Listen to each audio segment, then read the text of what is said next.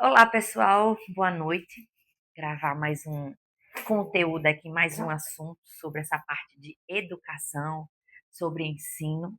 E antes de começar a falar sobre o assunto da aula de hoje, eu queria contar um pouco quem sou eu profissionalmente, né? Eu já gravei outros vídeos aqui no meu canal, só que eu não aparecia, né? Então hoje resolvi aparecer porque tá essa vista maravilhosa aqui do local que eu tô. É uma vista real, não é filtro. Dá para ver os carros passando aqui embaixo, ó, né? E aí, para falar sobre o assunto de hoje, eu sou engenheira química, sou formada em engenharia química e dou aula para um curso de engenharia na Universidade Federal. E aí, eu sempre fui observadora, né, sobre essa questão do ensino, porque eu teoricamente, não era considerada uma boa aluna. Eu sempre digo isso para os meus alunos. Eu não era uma boa aluna no quesito tirar notas. Aquela aluna que tirava 10, ao contrário, eu tirava 5 com sacrifício danado. E aí, muitas vezes eu me perguntei, será que sou eu o problema? Eu sou burra mesmo? Ou eu não estou conseguindo entender? E aí, foi passando os anos e eu fui entendendo como é que o jogo funcionava, né? Para aprender. Eu estudei na Universidade Federal. Teve professores maravilhosos? Tive, mas a maioria é aquele do ensino tradicional, do qual eu não consigo tirar nota boa em relação a isso. Eu observo que continua isso do mesmo jeito. E aí, aquela aluna que eu estudava muito, decorava o assunto, que a prova era decoreba, né? Aquela prova que você está lá escrevendo 2 horas sobre o assunto que o professor colocou. E eu sempre me questionava, será que isso realmente mede o conhecimento, já desde aquela época? Será que aquilo mede o conhecimento? Então, se era o único jeito de passar, então o que a gente fazia? Colava. Tem uns alunos que não colava, que maravilha, que eles conseguiam responder a prova sem colar. Mas eu não conseguia decorar. Muito sacrifício, eu sempre ia para a final, né? Agora, quando era seminário, aí a história era outra.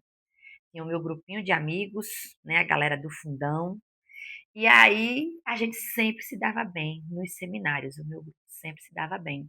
Por quê? A gente preparava o conteúdo, a professora passava o conteúdo, a gente organizava aquilo ali em slide, a gente conseguia falar. Lógico que nos primeiros seminários, no início do curso, não era legal, mas a gente foi desenvolvendo e tinha esse jeito de falar, de expor o assunto, expor a nossa opinião sobre o nosso ponto de vista. Ou seja, a gente pega um assunto, a gente interpreta aquele assunto, compreende ele, coloca num slide de forma que fica visual para quem vai assistir, ou seja, nosso seminário, modesta parte do meu grupo, sempre tirava notas boas.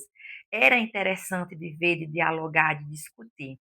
Então, qual era o problema? Será que só existe esse método de avaliação que é ficar lá 2 horas sentado e escrever, né, as 5 perguntas que o professor colocou sobre aquele assunto? Eu estudei o assunto todo, como é que eu vou adivinhar as 5 perguntas que ele vai colocar, né? Será que esse assunto, como ele foi exposto, eu consegui absorver? E aí depois eu fui entendendo que para entender um assunto eu tinha que escrever muito, eu tinha que repetir muito, ou seja, era decorado. E aí o assunto da aula de hoje, comecei me apresentando, mas já entrei com o assunto, né, da aula de hoje, é: os alunos estão desinteressados ou eles estão desconectados?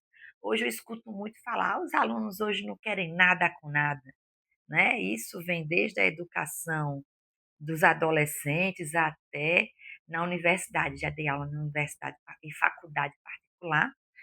E aí eu fui observando e adquirindo metodologias para lidar com essa geração que é diferente da minha, mas que eu posso fazer diferente, não é? Também na parte de metodologia.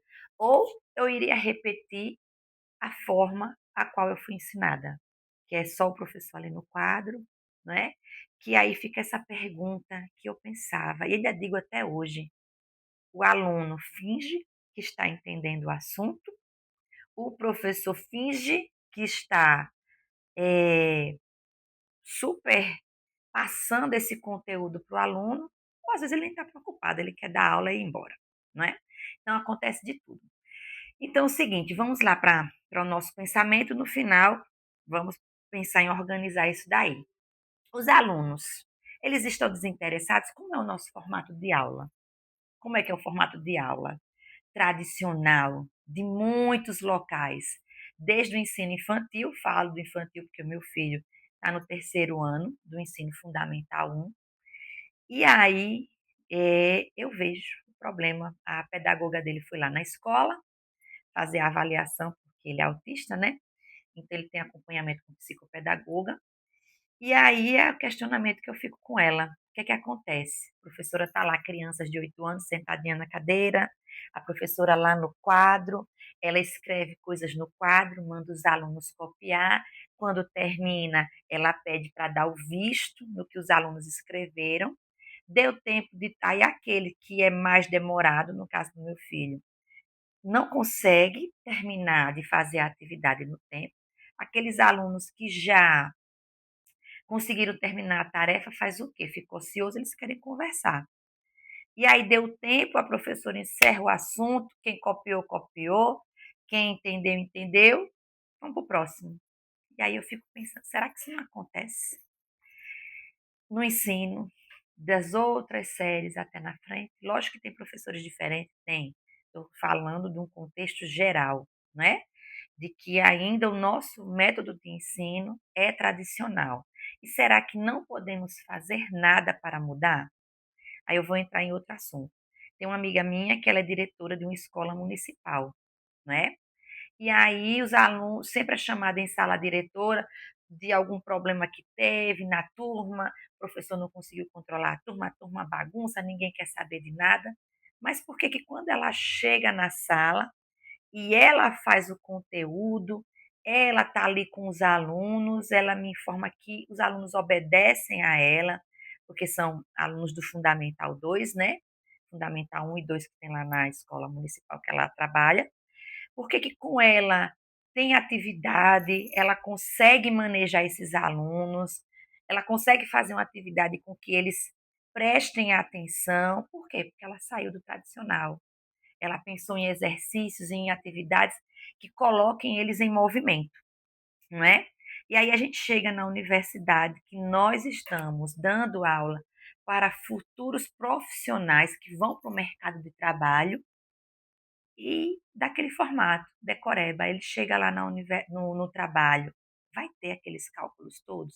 Ele precisa ter o conhecimento, lógico. Se for ler o projeto pedagógico do curso, tem as habilidades, as competências, o que cada disciplina está correlacionada, do porquê ele aprender aquilo. Mas porque, de fato, na sala de aula, a gente não faz uma construção de uma metodologia de ensino onde esses alunos consigam estar conectados conosco no assunto e interessados, não é? Então, coloquei aqui o meu roteiro do que eu vou falar. A aula tem 60 minutos. E aí, o que é que você faz nesses 60 minutos? Como é a organização dessa aula ao longo dos 60 minutos? Vamos dar a época que eu era aluna e que continua, que eu escuto dos alunos, continua até hoje. Ia para a sala de aula, lógico, se eu faltar eu ia ser reprovada. Quero o meu diploma, quero me formar, mas é aquela aula tradicional. O que que acontecia? Eu ia, sentava, na época não tinha o WhatsApp, então a gente usava o papelzinho, escrevia o recadinho para os amiguinhos que estavam do lado e passava, e ficava conversando a aula toda para aguentar e suportar as 2 horas de aula, né? E aí o professor estava lá, às vezes tinha professora que chegava com 200 slides, a gente dizia, meu Deus, gente, hoje tem 200 slides, e agora? Respira e vai no banheiro, sai, volta.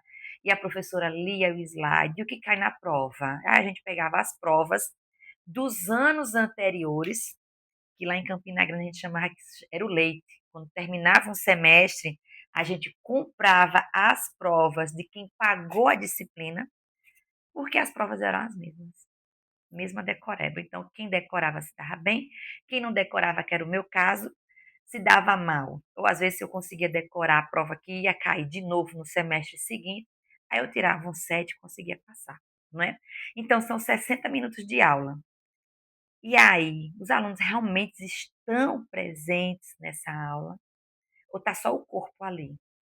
Aí você que está dando aula, você realmente está preocupado se eles vão entender o assunto ou você está preocupada em apenas bater a meta do conteúdo? Olha, eu tenho que dar esse livro todinho nesse semestre. Então, vai ser dado esse livro todinho, o assunto desse livro. Será que os alunos vão absorver? Aí chega para a prova, ele vai estudar aquele assunto da prova, vai tentar decorar. Então, assim, o que é que realmente eu quero? O que é que eu estou fazendo ali? Eu, no meu caso, eu digo aos alunos, eu amo o meu trabalho. Eu verifiquei que o meu propósito era ensinar. Então, eu quero fazer isso da melhor forma e me incomoda se eu estou numa sala, seja com 5 alunos, que acontece na federal, seja de 60 alunos, que eu já tive 60 alunos numa sala de aula numa faculdade particular, não é? O que é que eu posso fazer para esses alunos engajar? Então, a partir das dificuldades que eu fui vivenciando, do conhecimento de convivência com esses alunos, eu fui desenvolvendo técnicas para poder mantê-lo acordado, né? Para tentar ver com que ele prestasse atenção. Na faculdade particular, dava aula à noite. O público da noite é quem já sai do trabalho, já está cansado. Ele vai conseguir sentar após 8 horas de trabalho à noite numa sala de aula e ficar sentado só olhando para o quadro, entendendo o que o professor está falando. Então, isso me incomodava. Então, o que é que eu fazia? São 60 minutos de aula. Como eu posso dividir esses 60 minutos em partes, de forma que eu mude a forma de expor esse conteúdo para que ele preste atenção, não é? Então, mas eu vou falar mal mais um pouquinho do ensino tradicional. E aí eu pergunto aos meus alunos: e aí, a alma de vocês estão aqui ou está só o corpo? Não é? Então, tem que soltar uma piadinha. E aí pergunto para quem é professor: você finge que está ali ensinando, no sentido que o aluno está entendendo o assunto que você está passando, e o aluno finge que aprende, né? Então, o que é que podemos fazer sobre isso? Na aula tradicional, como eu já falei aqui, né? Desde sempre eu tive essa dificuldade com a aula tradicional. É muita teoria, aluno, às vezes o aluno ou o professor não, o aluno não consegue ver o sentido daquela aula. Para que eu estou aprendendo esse conteúdo mesmo? Principalmente quando a gente chega na adolescência. Eu, na adolescência, eu matava muita aula. Lá na minha cidade chama gasear aula. Matava muita aula, porque era um saco ficar sentada. Então, tinha dias na semana que o povo da turma até sabia, faltaram as 5 meninas do grupinho. Elas estão com certeza gaseando aula. A gente ia-se embora comprar revista Capricho, e ir para a beira da praia e fofocar, né? E passar o tempo, porque era insuportável. A gente gostava de ir para a aula, porque era uma obrigação, porque tinha os amigos, porque tinha outras atividades, mas ficar sentada assistindo aula às 4 horas, a tarde inteira, a gente não gostava, sendo sincera, não é? Então, o que é que eu observo? Quando o aluno ele vê sentido, eu vou dar um assunto hoje para a engenharia mecânica, no meu caso, né? Qual é o sentido dessa aula teórica para ele ver lá na fábrica, quando ele for trabalhar? Então, toda aula eu trago isso. Se eu vou falar de um assunto teórico, o que é que no final eu quero que ele entenda. Olha, e trago casos reais. Hoje em dia tem internet, tem chat, tem vídeo do YouTube, tem uma infinidade de ferramentas para trazer, para mostrar sentido. Eu estou num curso de graduação, o aluno ele vai se formar, ele vai para o mercado de trabalho, ele quer saber o que ele vai encontrar lá, não é? Então, com essa aula que está ali, só o cara escrevendo no quadro, só passando o conteúdo, não tem motivação, não tem conexão. E aí? Aí vamos deixar, deixa eu ver como é a palavra, de hipocrisia, não é? Como tem muita gente que vai para a igreja e tem aquele padre que fala lá, ou qualquer religião, fala, fala, fala, que você não está nem prestando atenção, você está pensando na louça que vai lavar, no trabalho que tem que fazer, está só ali o corpo presente, mas o espírito está em outro canto. É a mesma coisa na sala de aula, não é? Então, o que é que acontecia? Será que não tem alternativas de método de ensino hoje? Será que não temos ferramentas, não é? Então, qual é o problema? É algo que eu já falei em outro vídeo. Nós temos na universidade também, na faculdade e também nas escolas municipais e estaduais, professores de diversas gerações, né? Tem um professor, amigo meu, que ele já vai se aposentar, né. No outro vídeo eu falei sobre doutorado, ele estava fazendo doutorado, enquanto isso estava enlouquecendo ele, que ele queria terminar. E aí ele é de outra geração de sala de aula, não é. Temos o pessoal mais jovem que está agora entrando no mercado para ser professor, que já vem com a outra pegada. Será que não é possível fazer diferente, não é? Então, temos muitas ferramentas, como que a gente faz para esse aluno prestar atenção? Então eu vou contar agora histórias, né, daqui do meu roteiro, falei tudo. Então eu vou contar histórias do que acontece na sala de aula. Minha aula, atualmente, começa às 1 hora. Então é o quê? É após o almoço. Os alunos terminam a aula de meio-dia, às vezes vai comer no RU, no restaurante universitário, debaixo do sol, num calor danado. Aí tem que ir correndo para ir para uma aula que começa de 1 hora, não é? O que é que acontece quando está lá a comida no bucho? Não é? Vai dar sono. Então eu chego para a aula, eles gostam, mas às vezes o sono é mais forte. E aí eu digo, meu filho, eu sei, nem se preocupe. Mas vamos lá, vale lavar o rosto, acorda, né? Come um docinho, alguma coisa. E aí o que é que eu faço? São 60 minutos. Será que eu preciso passar os 60 minutos agarrada no quadro ou agarrada no slide? Será que eu não posso dividir essa aula em momentos? Então, o que é que eu faço? Começo com a aula, qual é o assunto? Aí eu trago um artigo, um recorte de uma revista, um estudo de caso. Vamos ler antes da teoria o que é que acontece na vida, no ambiente de trabalho dessa pessoa. Entendeu? Ver o que acontece, um vídeo, né, que eu relacione, gerou o quê? Curiosidade no aluno. Eita, eu tenho que prestar atenção nessa aula, porque eu vou ver isso lá na fábrica. E eles veem que eu amo quando os alunos terminam de pagar a disciplina e volta, professor, eu vi tal coisa, eu lembrei da senhora, tal, né? E aí mostra algo que traga motivação. A neurociência está aí também para explicar que o aluno, quando ele tem conexão com o professor, não precisa ser o professor amiguinho, o professor que fica contando piada ou alguma coisa, não. Faz só o trabalho de organizar essa aula de forma que o cérebro realmente aprende. O cérebro aprende fazendo, né? Tem que ter uma motivação, tem que ter uma conexão. Então, aula expositiva dá sono. E eu digo a eles: olha, gente, eu só não estou dormindo aí nessa hora, 1 hora da tarde, porque eu estou em pé, não é? Então, sai, lava o rosto, volta, bebe água, come um doce, vamos começar. E aí eu vejo que há um esforço neles nessa 1 hora para ficar acordado, porque o assunto é bom. Então, às vezes, eu preciso resumir o assunto, às vezes eu consigo estender a aula para as 2 horas, a gente conversa, que o tempo acaba e está o outro professor na porta para entrar, não é? Então, é isso, ter essa motivação, mostra para que o aluno vai aprender.